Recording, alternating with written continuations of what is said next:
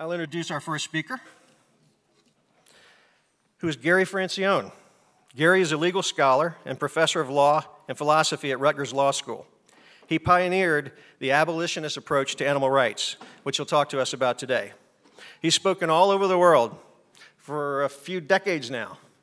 He's a real icon in our movement, and we are honored to have him at VeganFest this weekend. Please help me welcome Professor Gary Francione.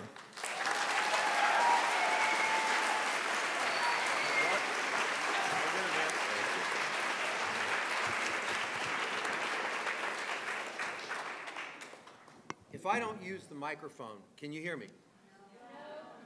Then I'll use the microphone. All right, now tell me where the timekeeping guy is. Where's the time? All right, and I have 20 minutes, right? We'll see how that works out. All right. First of all, thank you, Paul. Thank you for inviting me. I'm happy to be here, and I'm happy to be on this panel with Eunice and Chris, two spectacular people. Let me say a couple of things about animal rights and social justice. I've been doing this now for 35 years. And the number of times I have heard people say, I care about animals, I don't care about humans, has been stunning. The disconnect between human rights and animal rights is wrong. We have to reject that. We have to reject it clearly. And think about it as a matter of simple logic. We reject speciesism because it's wrong. It's like racism, sexism, heterosexism, classism, and all these other irrelevant ways of excluding people from the moral community. Well, if we say that speciesism is wrong because it's like those things, we have taken a position on those things. Now, I understand how this happens. I've been kicking around for a long time. The animal groups, the movement is comprised mostly of charities, of corporate charities. They want to keep their donor pools as big as possible. They don't want to be controversial, so they don't want to take a position on women's rights or gay rights or the rights of minorities or the rights of Palestinians or the rights. They don't want to take positions on those issues. We have a position on those issues, and that is we must object to injustice wherever and whenever we see it. As animal people, we have an obligation to do that. Now, it doesn't mean that you have to stop doing your animal work and start doing, working in other social movements. But what it does mean is you've got to support those other social movements. And those other people who are doing work in the other social movements, they don't have to stop and become animal advocates. But they've got to eat, they've got to buy clothes, and we should be encouraging them to eat vegan, to not wear animal clothing, and to otherwise respect the rights of non-humans as we respect the rights of humans. But this idea that we have separated human rights from animal rights has been a real problem. It has been a real problem.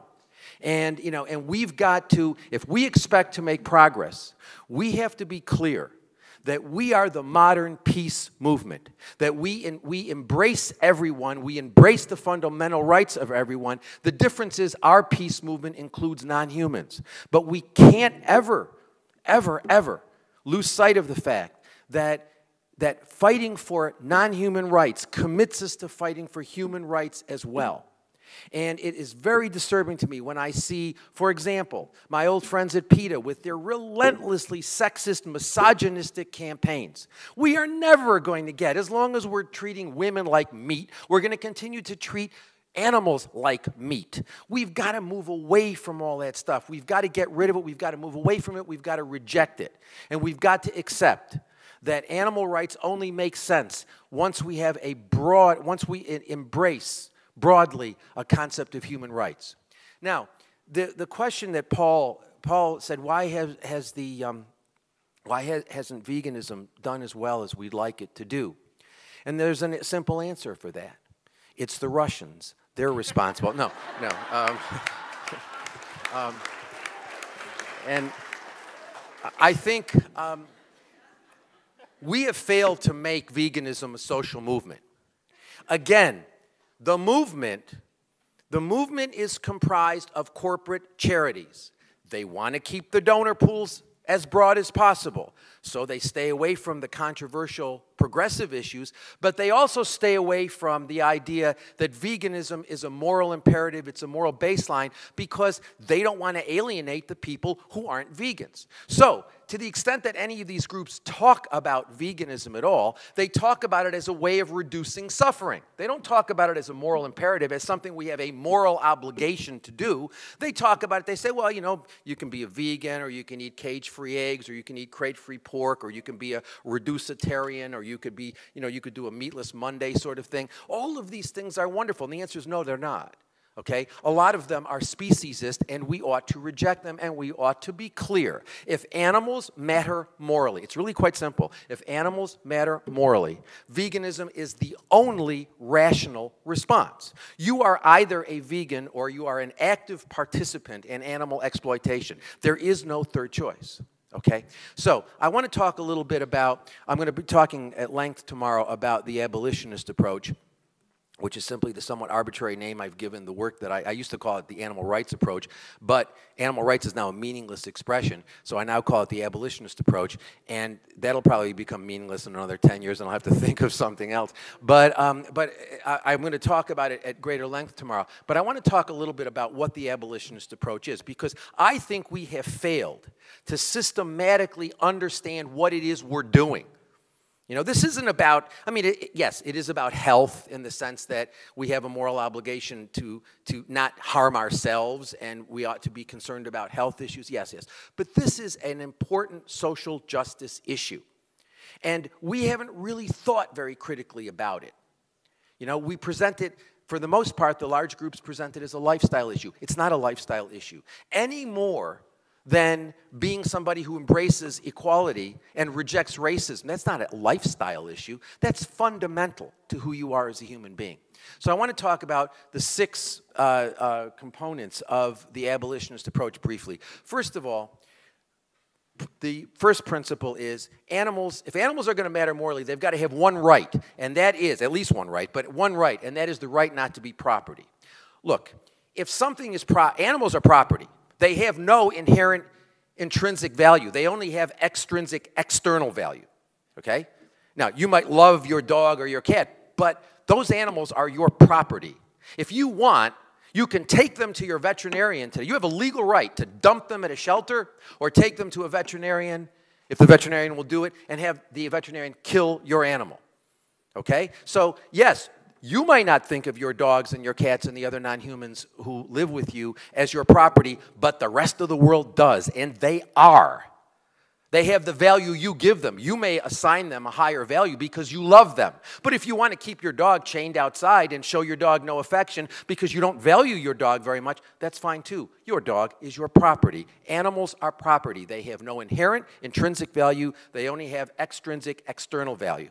Now, we recognized several hundred years ago that if humans are going to matter morally, they couldn't be property. That's why we reject chattel slavery. Now, chattel slavery still exists in parts of the world. Indeed, it's a serious problem. Nobody defends it because we recognize that if humans are going to matter at all, whatever else, however else you treat them, what other forms of discrimination you subject them to, if they're chattel slaves, they don't matter at all. They're excluded completely from the moral and the legal community. Similarly, we've got to realize that if animals are going to matter morally, they cannot be property. They cannot be resources that humans use. It simply can't. So we've got to accord them the right, just as we accord, at least in theory, the right not to be property to every human, irrespective of how intelligent that person is, how not intelligent that person is, how beautiful, how talented, it doesn't matter. The individual characteristics don't matter. No human being should be treated exclusively as the resource of another. No human being should be a chattel slave, but no non-human should be a chattel slave either. We have to reject the property status of animals. And that means we have to reject animal use, because all animal use rests on the fact that animals are property. They're things we can use.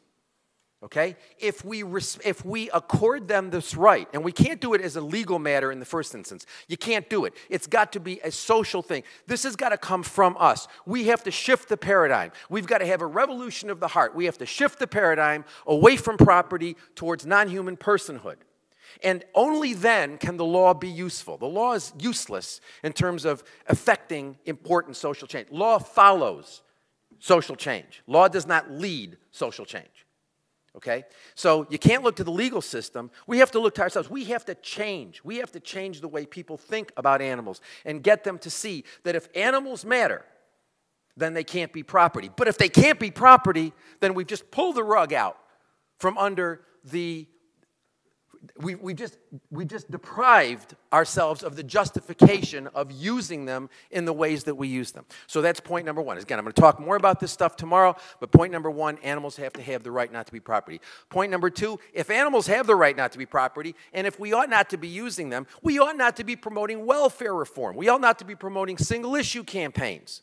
I mean, if it's wrong to use animals, then promoting the supposedly more humane treatment of animals doesn't make any sense. This is where the movement is stuck. We don't have a vegan movement. We don't have a movement. There is no group in this country, not one single one, that promotes veganism as a moral imperative, a moral baseline, something we are morally obligated to do. They present it as a choice, as something that we can choose along with cage-free eggs and crate-free pork and all this happy nonsense. Okay? So what we need to do is to understand that the real problem here, the real problem here is we have a welfare, we don't have a rights movement. Nobody talks about animal rights anymore for all intents and purposes. We talk about treatment, we don't talk about use. We talk about how to make treatment better, okay? We don't talk about whether use can be justified at all. I maintain it can't, okay? Now, and I'm going to talk more about this tomorrow, but the welfare movement is deeply problematic.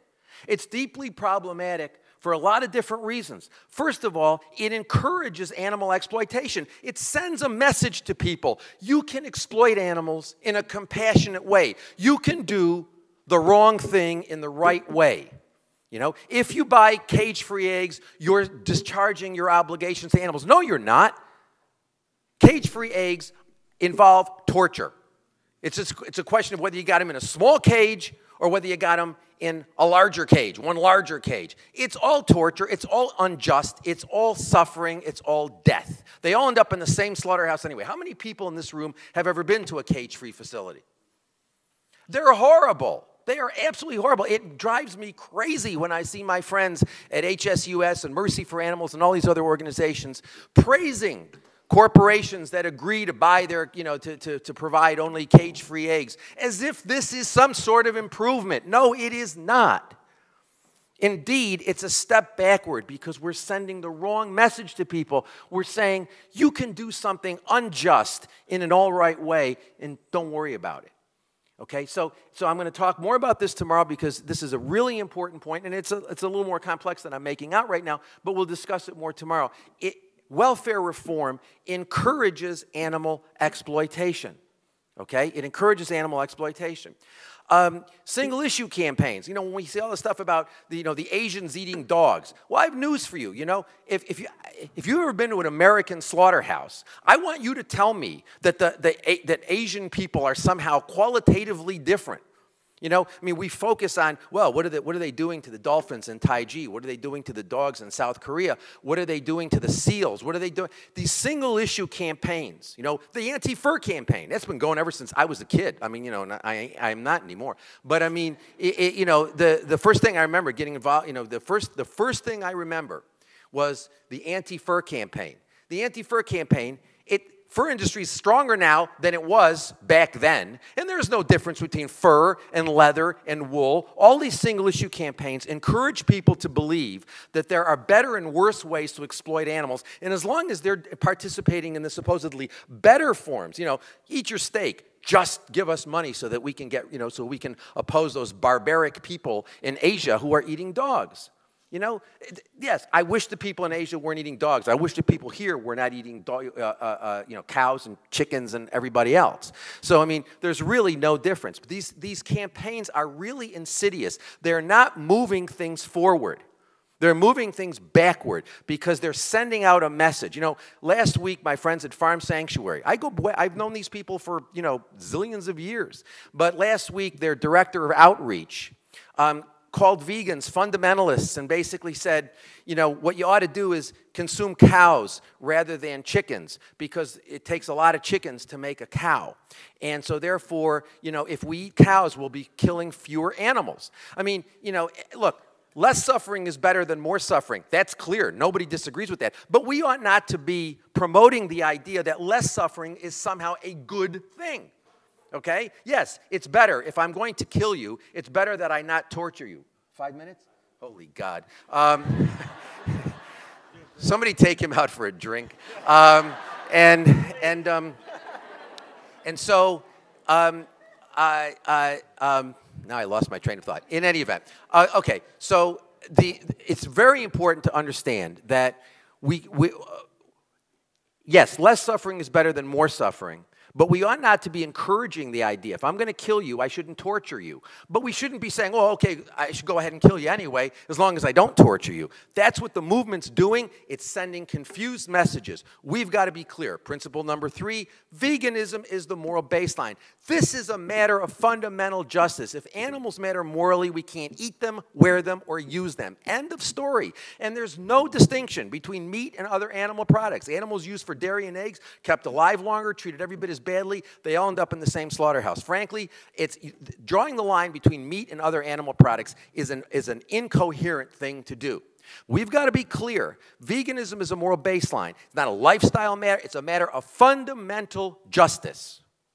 Fourth principle is that we are talking only about sentience as a characteristic. This idea that dolphins matter more because they're monogamous and other yeah, that's interesting. Animal behavior is really fascinating. Who cares whether they're monogamous? Who cares whether elephants grieve over members of their group that die? I don't care. They're sentient. They're subjectively aware. They feel pain and suffering. That's the only characteristic they have to matter morally. If they have that characteristic, then I believe we cannot morally justify not according them the right not to be treated as not to be treated as property, and therefore we cannot use them. I don't care. There's no difference to me between a fish and a great ape. Yes, there are differences, obviously, and those differences may matter in certain respects, but we shouldn't be using the fish or the non-human great ape as resources for humans. It doesn't really matter whether the fish is not as we don't think that the fish is as complicated or as cognitively sophisticated. That's just humanocentric nonsense. Okay? Sentience is the only characteristic that matters.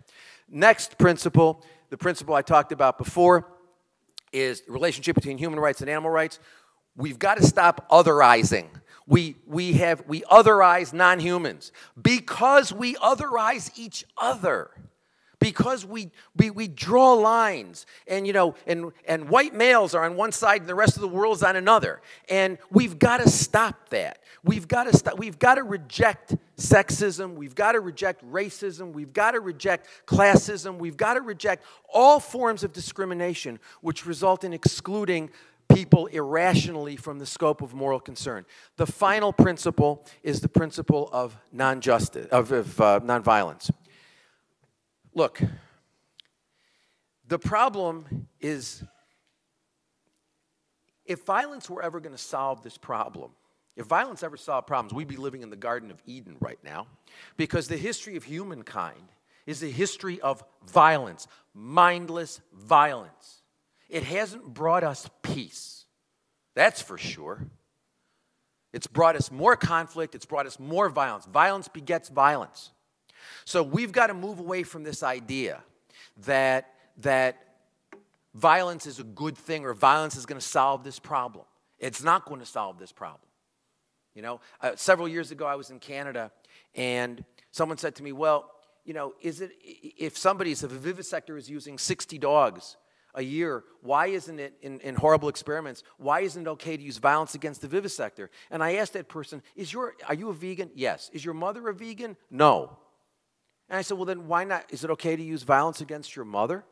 I mean, what does she eat? She eats chicken. I said, does she eat chicken more than twice a week? Yes. Well, she's killing a lot more than 60 animals a year. Is it okay to use violence against your mother? And the person just got upset with me, and as animal people often do, and they just, she got upset with me and walked away. But I never got an answer. But the bottom line is, we are a movement of peace. It doesn't mean we can't be strong about it. It doesn't mean we have to be pacifist in the sense of not being activists. We've got to be activists.